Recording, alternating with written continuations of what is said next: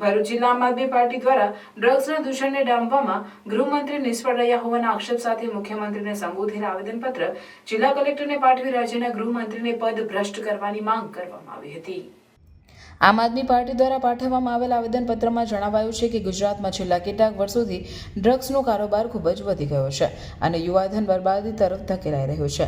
આમ આદમી પાર્ટીના ધારાસભ્ય ચૈતર વસાવા અને ધારાસભ્ય ઉમેશ મકવાણાએ અગાઉ પણ અનેકવાર વિધાનસભામાં ડ્રગ્સ મુદ્દે સરકારને સવાલ કર્યા હતા, જેમાં બોટાદના ધારાસભ્ય ઉમેશ મકવાણાએ સવાલ કર્યો હતો કે અદાણી મુન્દ્રા પોર્ટ પર વર્ષ 2021માં પકડાયેલ 20,000 કરોડના ડ્રગ્સને શું નાશ કરવામાં આવ્યો અને નાશ કરવામાં આવ્યો તો ક્યાં અને કોની સામે નાશ કરવામાં આવ્યો, તો તેનો કોઈ જવાબ સરકાર પાસે હતો નહીં। આ સિવાય પણ છેલ્લા 3 વર્ષમાં ગુજરાતના બંદરો પરથી સૌથી વધારે 7,350 કરોડનું ડ્રગ્સ પકડાયું છે।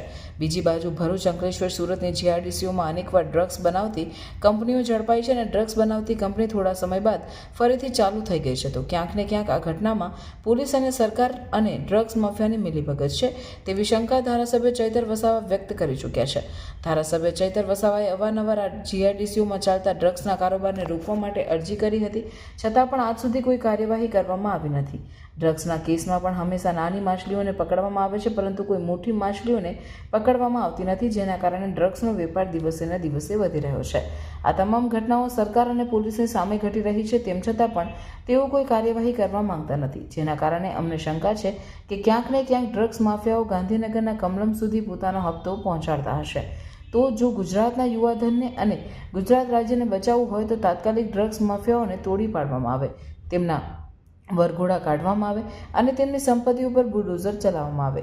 જો ડ્રગ્સ અને દારૂના કારોબાર વિરુદ્ધ કડક પગલાં લેવામાં આવે તો ગુજરાતના યુવાધન બચાવી શકાય તેમ છે અને ડ્રગ્સના દૂષણને રોકવામાં સદંતર નિષ્ફળ એવા ગૃહમંત્રીને પદભ્રષ્ટ કરીને ગુજરાતને ડ્રગ્સથી મુક્તિ આપવામાં આવે તેવી માંગ કરવામાં આવી છે।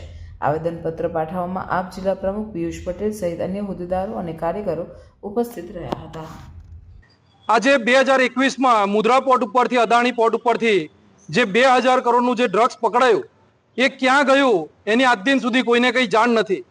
ત્યાર પછી આપણે જોતા આવ્યા છે કે ભરૂચની અંદર ઔદ્યોગિક જે આટલું બધું ધમધમતી જે જીઆઈડીસી આવેલી છે એમાંથી વારંવાર ડ્રગ્સ પકડાય છે। તાજેતરમાં જ અંકલેશ્વરમાંથી પકડાયું હતું, એવી જ રીતે વાલિયામાંથી પકડાયું, એવી જ રીતે દહેજમાંથી પણ પકડાયું, પરંતુ આ તમામ ડ્રગ્સનો જે જથ્થો છે એ કોની સામે ને ક્યારે એ લોકો નાશ કરે છે એની કોઈને કંઈ જાણ હોતી નથી। તો આ પકડાયેલું ડ્રગ્સ ક્યાં જાય છે એનો જવાબ ચૈતરભાઈ વસાવા ધારાસભ્યએ જ્યારે વિધાનસભાની અંદર હર્ષ સંઘવી સાહેબ પાસેથી માંગ્યો ત્યારે એમને વાતને ગોળ ગોળ ફેરવી અને ઔરંગઝેબ ઉપર લઈ ગયા, પરંતુ જ્યારે આ નશા મુક્ત ગુજરાતને જો કરવું હશે તો હર્ષ સંઘવી સાહેબે એને રાજીનામું આપવું પડશે એના પદ પરથી અને ગુજરાતને નશા મુક્ત કરવું ખૂબ જરૂરી છે। આજનું યુવાધન ખૂબ બગડી રહ્યું છે। આજે નાના નાના છોકરાઓ ડ્રગ્સ લેતા શીખી ગયા છે, તો આ તમામ લોકોને નશા મુક્ત કરવા માટે પહેલા તો આ ગૃહમંત્રીને રાજીનામું આપવું જોઈએ। Welcome to Nidhi Vidya Bhavan, the best English medium school of Bharuch, a school known for imparting quality of education. The journey starts in year 1991 and continuing to march with resounding success and excellent result of SSC and HSC. Year after year, our commitment to nurture development of students like science fair, good infrastructure like physics lab, bio lab, chemistry lab and computer lab. Students take part in sport activities, cultural activities, activity-based learning, personal counseling with parents, collaboration with reputed academic for inspiring career of students and providing NEET IIT JEE. Our students achieve various medals in Khel Mahakumbh and dance competition.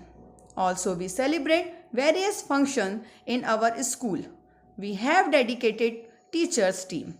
Admissions are open nursery to 12th standard, Gujarat State Board, Bharuch.